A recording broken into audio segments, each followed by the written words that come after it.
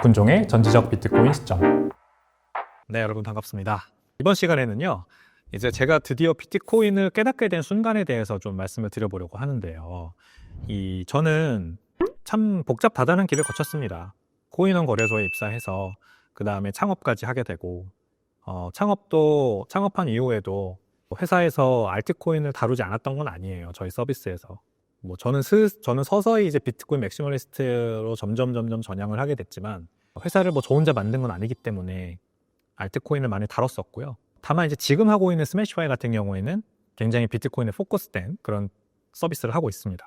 그래서 저도 그렇게 따지면은 이렇게까지 제가 언행 일치를 하게 된 거, 지금 이제 제가 유튜브 채널도 전지적 비트코인 시점이라고 하는 비트코인 포커스된 컨텐츠를 하고 있고, 제 사업도 비트코인 집중된 사업을 하고 있는데, 이렇게 언행이 일치된 삶을 살게 된 데까지 7년 정도 걸렸다고 할 수가 있는 거죠. 2017년부터 시작하면은 7년, 8년 정도 걸린 겁니다. 이게 그래서 저도 참 돌이켜 생각해보면 비트코인의 가치를 깨닫는 게 쉽지 않았다라는 걸 다시 한번 스스로 체감을 하게 되거든요. 항상 제가 그래서 누가 여쭤보면은 비트코인을 넌 언제부터 투자했냐고 여쭤보면은 저는 이제 2016년부터 했다 이렇게 말씀드리지 않아요. 사실상 그거는 비트코인을 알게 된 거고, 그 다음에 한번 발을 담궈 본 거 정도지, 진지하게 비트코이너로서 비트코인을 모아나갔던 경험은 사실상 2021년부터라고 저는 봅니다. 2020년 그 1년 동안 굉장히 크게 제가 성장을 했어요. 그 다음에 2021년부터 이제 제가 이제 아름아름 많이 말씀드리긴 했는데, 크게 대출을 받아서 그 대출 받은 걸로 비트코인을 5번, 그 경험이 이제 2021년입니다. 그러니까 그때부터 본격적으로 맥시의 길로 들어서게 됐었죠. 근데 2020년 1년 동안, 2020년 코로나가 발생했잖아요. 그 코로나가 발생했던 해에 그 1년 동안 아마 코로나 때문에 많은 분들의 인생에 큰 변화가 있을 것 같은데, 저에게도 그 한 해가 알트코인에서 비트코인으로 완전하게 넘어가게 된 아주 중요한 원년이었다고 생각을 합니다. 근데 그 전에 일단 제가 코인원에 재직할 때 이 비트코인에 아주 큰 관심을 가지게 된 계기부터 설명을 드리면요. 이 안드레아스 안토노플루스라고 하는 비트코인 개발자, 그리고 강연자, 인플루언서, 이분이 인터넷 오브 머니라는 책을 내면서 제가 그걸 읽으면서 본격적으로 비트코인의 가치에 대해 깨닫게 됐었어요. 그래서 한번 이 설명을 드려보면, 이 인터넷 오브 머니라는 책은요, 안드레아스 안토노폴로스라는 이 개발자 겸 인플루언서가 비트코인 관련된 강연을 전 세계를 다니면서 하는데, 이 강연 내용을 모아놓은 책이에요. 일종의 스크립트 모음집이죠. 그런데 이 굉장히 내용이 쉽고 일관되게 흐르기 때문에, 또 반복되기 때문에 너무 이해하기가 쉬웠어요. 일단 제목은 되게 이상하잖아요. 인터넷 오브 머니, 한국말로 번역하면 돈의 인터넷입니다. 되게 이상하잖아요. 인터넷에 돈이라는 거는 이해가 되죠. 인터넷상에서 사용되는 돈. 그러니까 이제 디지털 캐시를 말하는 건가? 이렇게 유추해 볼 수 있는데, 돈의 인터넷이라는 말이 언뜻 이해가 되지 않았어요. 돈이 도대체 왜 인터넷이라는 거지? 돈 자체는 돈인데. 근데 이제 이 책을 읽으면 그 내용이 이해가 됩니다. 돈의 인터넷이라는 말은 이제 돈을 1인칭 돈한테 어떤 인격을 부여해주고, 그 인격을 부여한 돈이 활동할 수 있는 인터넷을 말하는 거구나, 비트코인이라는 거는. 우리가 이제 인터넷을 쓰는 것처럼 돈이라는 존재도 인터넷을 쓰면은 이제 더 넓은 세상으로 나갈 수 있고, 더 혁신적인 어떤 더 좋은 세상에 살 수 있는데, 그게 비트코인이구나. 이제 이해가 되시죠? 그 비트코인이 이것 때문에 확 이해가 되더라고요. 그런 거구나. 그리고 이 안토노폴로스가 책에서 얘기하는 게, 이 비트코인의 구조를 정확하게 잘 설명을 해주거든요. 근데 이 노드와 채굴자와 그 다음에 일반 사용자의 역할을 아주 잘 설명을 해줘요. 이 세 가지 주체, 비트코인을 이루고 있는 이 세 가지 주체의 역할을 너무나도 잘 쉽게 설명을 해줘서, 저는 이게 현대 민주주의 국가의 근간을 이루고 있는 삼권 분립과 바로 연관이 되더라고요. 삼권 분립, 그러니까 우리가 대의민주제를 택해서 이 국가가 민주주의로서 운영이 되고 있는, 지금 우리나라는 이 대의민주주의 국가입니다. 대의민주주의라고 하는 것은 우리가 선거를 통해서 선출된 정치인에게 권한을 위임하는 거죠. 국가의 운영 능력을 모든 개개인이 다 가지고 있지 않으므로 전문가에게 우리의 권한을 위임하는 겁니다. 모든 주권은 국민에게 있고 모든 권력은 국민으로부터 온다지만, 헌법에서 명시되어 있듯이 이 권한을 우리가 직접 행사하기보다는 그러면 민주주의가 산으로 갑니다, 여러분. 사공이 많으면 배가 산으로 간다고 하듯이 대의민주주의를 택해서 우리가 뽑아 올린 전문가를 통해서 국가 운영을 이임하는, 근데 그 삼권 분립을 통해서 어떤 특정 세력에게 권력이 쏠리지 않고 이 집중화된 중앙 집중적인 어떤 이 요소, 부작용들이 발생하지 않게 하기 위해서 균형과 견제를 이루는 게 바로 삼권 분립 아니겠습니까? 그래서 행정부, 사법부, 입법부가 각자 하는 일이 다 따로 있고, 그러면서 견제와 균형을 이루면서 이 오랫동안 민주주의 체제가 유지될 수 있게 하는 게 바로 삼권 분립입니다. 여기에 살고 있는 우리들이잖아요. 그래서 비트코인이라는 게 바로 저는 이해가 잘 되더라고요. 비트코인도 이 탈중앙화된 시스템, 그냥 이렇게만 얘기를 하는데 사실상 국가도 탈중앙화되어 있어야 돼요.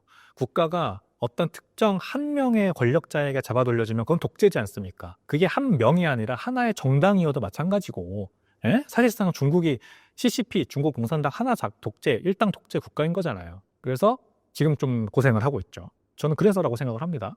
예. 견제받지 않는 절대 권력은 무조건 부패한다. 저는 이걸 믿거든요. 그래서 대한민국은 지금까지 잘 번영할 수 있었습니다. 삼권 분립을 잘 이뤄놨기 때문에. 근데 비트코인도 그런 것 같아요, 저는.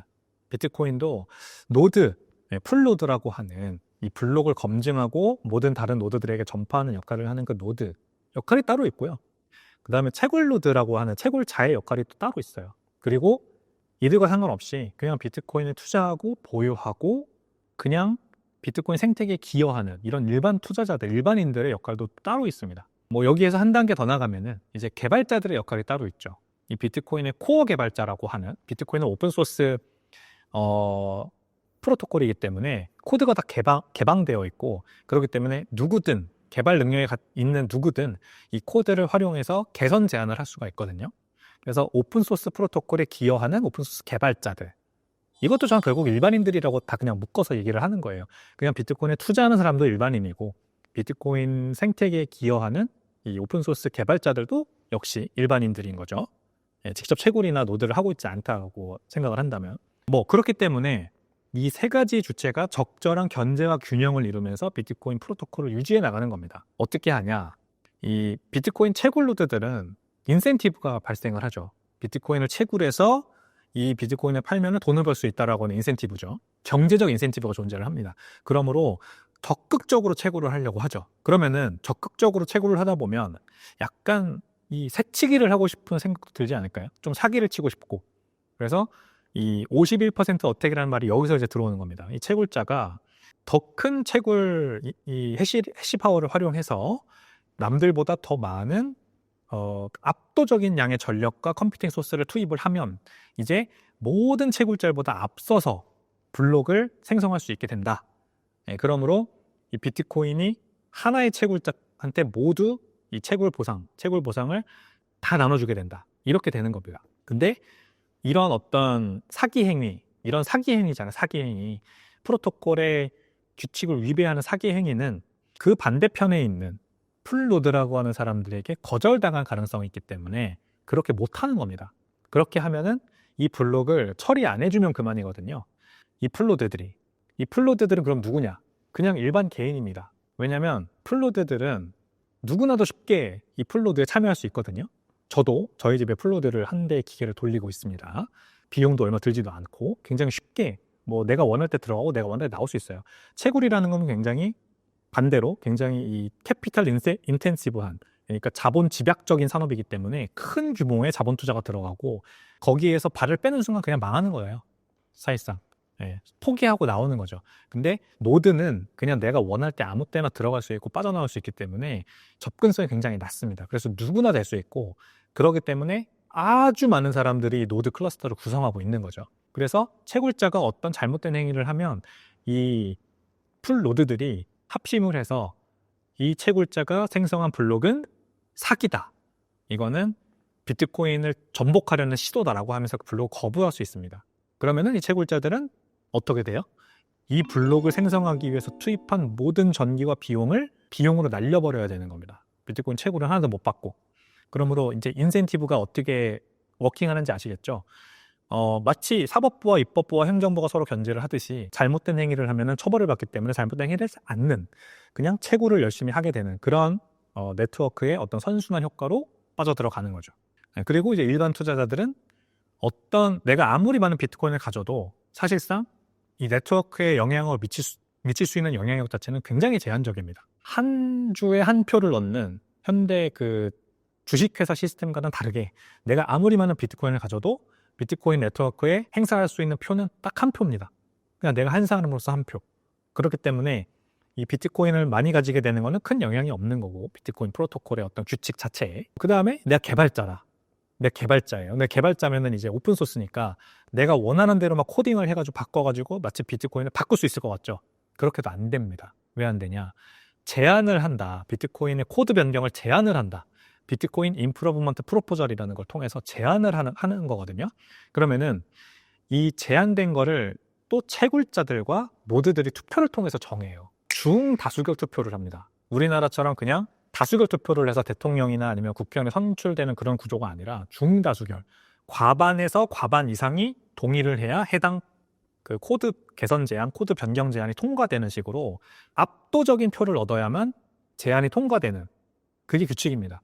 그래서 이 어떤 개발자가 뭐 지금까지도 수많은 개발자들이 다양한 비트코인의 코드 변경을 제안을 했어요. 하지만 지금까지도 비트코인의 코드가 변경된 건, 그래서 소프트 포크를 통해 업그레이드가 진행된 거는 3번 정도밖에 없습니다. 그래서 왜 이렇게 보수적으로 업그레이드가 진행되느냐, 비트코인은 그게 좋기 때문이에요. 여러분, 비행기는요, 디자인이 50년, 60년 전에 나왔는데 아직도 똑같은 디자인을 쓰고 있습니다. 그래서 이 메카니컬 엔지니어링 관점에서 보면 굉장히 최적의 결과, 아웃컴을 가져올 수 있는 최적의 디자인이라는 거는 존재를 합니다. 비행기의 디자인이 딱 그런 경우예요. 그리고 아시죠? 비행기가 왜 뜨는지 아직도 물리학적으로 설명할 수 있는 과학자가 없습니다. 되게 신기하지 않나요? 비행기가 왜 공중으로 떠서 저렇게 오랜 시간 동안 날아갈 수 있는지를 실제 물리학자들이 과학적으로 설명하지 못한다니까요. 그런 그 이론이 있을 뿐이죠. 이런 이유 때문에 뜨는 걸로 추정은 된다. 이 정도가 있을 뿐이지 명확하게 발견된 게 없습니다. 그래서 비행기의 디자인은 그 지금까지도 똑같은 디자인을 씁니다. 메카니컬 엔지니어링의 관점에서 조금이라도 바꾸면, 거기에서 단 1%라도 변화가 일어나면 너무 많은 것들이 흔들리기 때문에, 그래서 큰 인명피해가 발생할 가능성이 크기 때문에 일부러 그 디자인을 바꾸지 않는 거예요. 예를 들어 여객기, 우리가 일반적으로 알고 있는 여객기에 의자 수를 바꾼다. 항공사가 의자 수를 더 집어넣는다. 이런 결정도 쉽게 하지 못하는 게, 그렇게 했다가 사고가 났을 때 큰 인명피해로 번질 가능성이 크기 때문입니다. 그런 것들이 다 메카니컬 엔지니어를 하시는 분들이 고민하는 부분이고, 비트코인도 똑같습니다. 비트코인이라고 하는 하나의 완성된 기술, 이 기술에 조금이라도 변화가 가해지거나 업그레이드가 진행되면 그것 때문에 엄청난 큰 후폭풍, 프로토콜 자체가 아주 안 좋은 방향으로 변질돼서 피해자들이 양산될 수 있는 가능성이 있기 때문에 굉장히 보수적으로 업데이트를 하는 거라고요.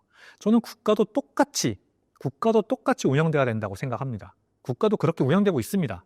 아주 보수적으로. 변화는 최대한 더뎌야 됩니다. 이미 완성된 국가 시스템 하에서 급진적인 변화를 꾀하려고 하면 반드시 탈이 난다니까요.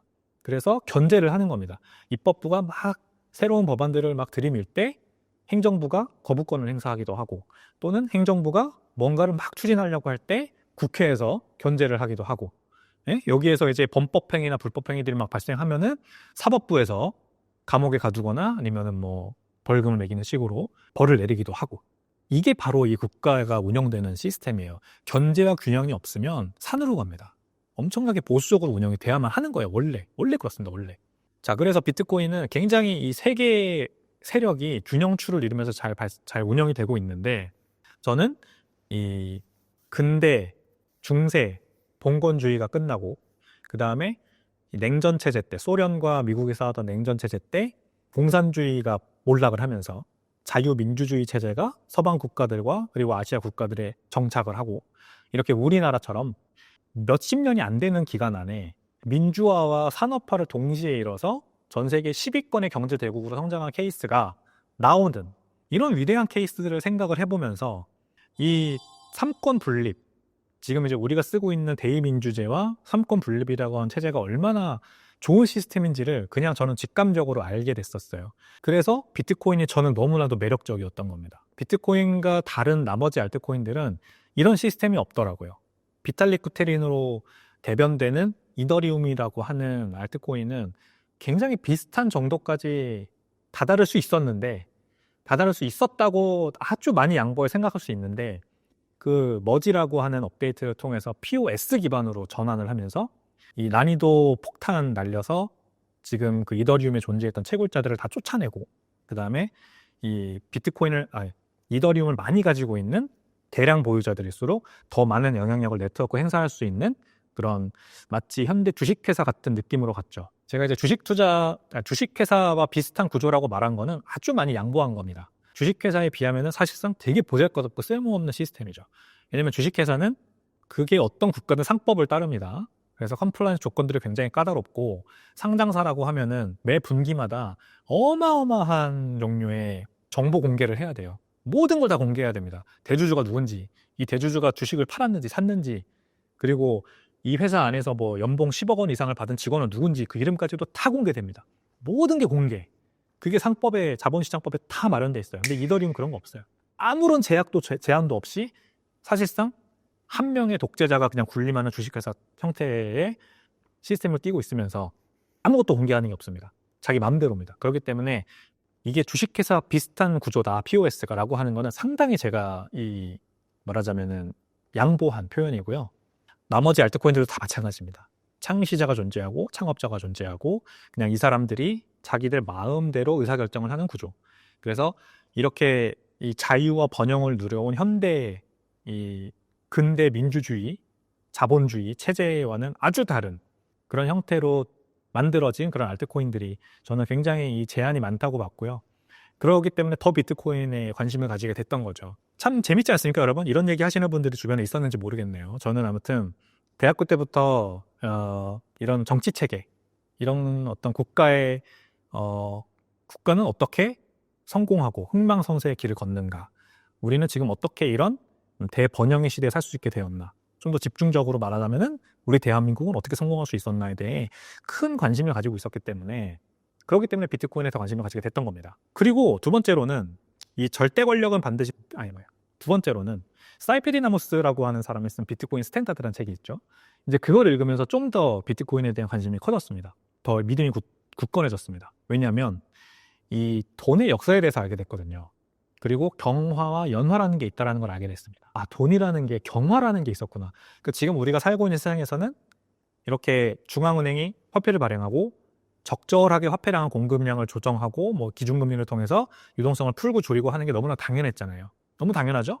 이게 아니면은 국가는 꼭 망할 것 같잖아요. 경제는 꼭 붕괴할 것 같잖아요.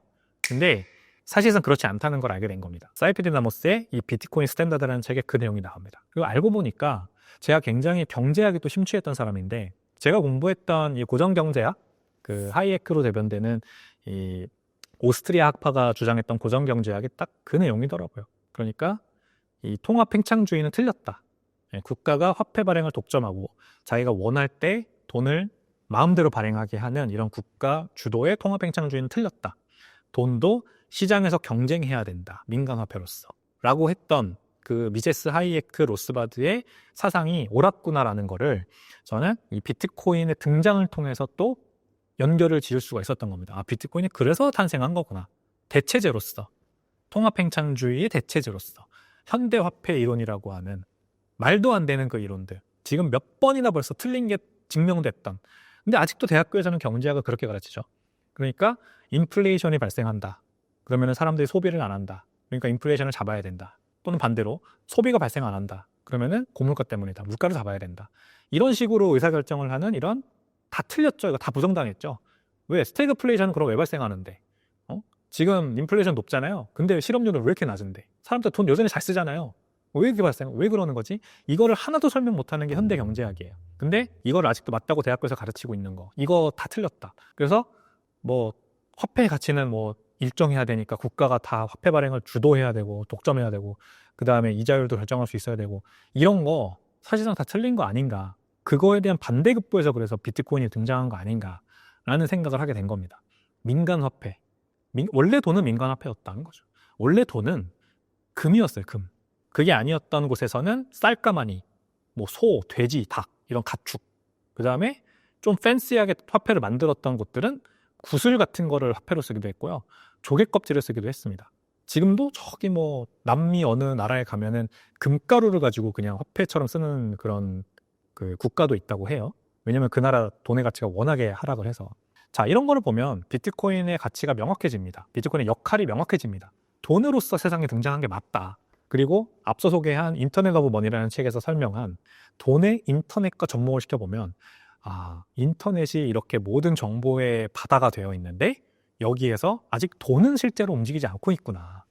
인터넷에서는 정보는 자유롭게 움직이고 우리가 마음대로 사진 찍어 올리고 영상도 보고 막 하지만 돈은 실제로 움직이지 않잖아요. 돈은 아직도 은행으로 넘기는 거지. 그리고 그 숫자만 그냥 상계치는 거죠. 인터넷 위에다가 숫자만 찍어 상계치는 거지. 은행에 종속되어 있구나. 돈은 아직도 프리하게 되지 않았다라는 거죠. 근데 인터넷을 통해서 이런 경화가 이미 만들어졌고 인터넷 위에서 발행된 경화가 이미 등장을 했고 그러면은 국경이라는 어떤 제한이 없는 인터넷 위에서 진짜 제대로 잘 돌아갈 수 있는 사람 대 사람들끼리 거래를 해서 가치가 높게 유지되고 가치가 오히려 상승할 수 있는 경화가 인터넷상에서 등장을 한 거구나. 이렇게 우리가 이해를 할 수가 있게 된 거죠. 국가가 화폐 발행을 독점한다? 그거 틀렸다. 이미 그거는 지는 트렌드, 탈중앙화, 개인화, 맞춤화가 트렌드다라는 거죠. 그래서 인터넷상에서 우리가 마음대로 돈 거래를 할 수 있게 된 세상이 열렸고 인터넷도 그렇게 앞으로 점점 더 발전할 거고 우리는 더 이 개인의 주권과 자유가 더 중요해지는 세상으로 점점 트렌드가 변하고 있고 그렇게 가고 있다는 거. 참 신기하지 않습니까? 이렇게 트럼프 대통령이라는 사람이 당선되니까 도지라는 부서를 만들어서 미국의 이 정부 규모 자체를 줄여버리려고 하고 그동안 너무 많은 비효율이 있었다고 하면서 그리고 뭐 우리나라에서도 정치적인 문제가 발생해가지고 뭐 어쨌든 간에 한번 이렇게 개혁이 확 진행되려고 하고 있고 그 다음에 저렇게 중국 기라성같이 잘 나갈 것 같던 중국이 지금 경제 침체에 빠져가지고 저렇게 고생을 하고 있고 참 이런 것들을 보면은 세상이 한번 크게 이 중앙화 집중화 군집화로 확 갔다가 다시 큰 스윙을 거쳐가지고 지금 중앙으로 오려고 하는 중이 아닌가라는 생각이 듭니다. 그리고 그 트렌드는 이렇게 오고 있는 트렌드는 개인화, 탈중앙화, 맞춤화. 저는 요 트렌드라고 보고요. 거기에서 가장 큰 수혜를 볼 거는 비트코인입니다. 앞서 말씀드렸듯이 창업팀이 다 잡아돌리는 그런 중앙화 집중화된 권력 구조로는 성공할 수 없다. 이런 트렌드에서. 삼권 분립처럼 견제와 균형이 적절하게 아름다운 오케스트라, 교향악단처럼 아름답게 잘 조화된 그런 비트코인 프로토콜이 결국에는 선택받고 여기서 주인공으로 가게 되는 그런 트렌드라고 저는 봅니다. 자, 그래서 제가 비트코인을 깨닫게 된 순간 그리고 비트코인이 왜 앞으로도 성공할 수밖에 없는지까지 이어가지고 설명을 드려봤습니다. 안드레아스 안토노폴로스, 인터넷 오브 머니, 사이프 디나모스의 비트코인 스탠다드 이 두 개를 통해 비트코인의 가치 여러분들도 한번 잘 깨닫게 되셨기를 바라겠고요. 저는 여기까지 하겠습니다. 다음 시간에 더 좋은 내용으로 찾아뵙겠습니다. 감사합니다.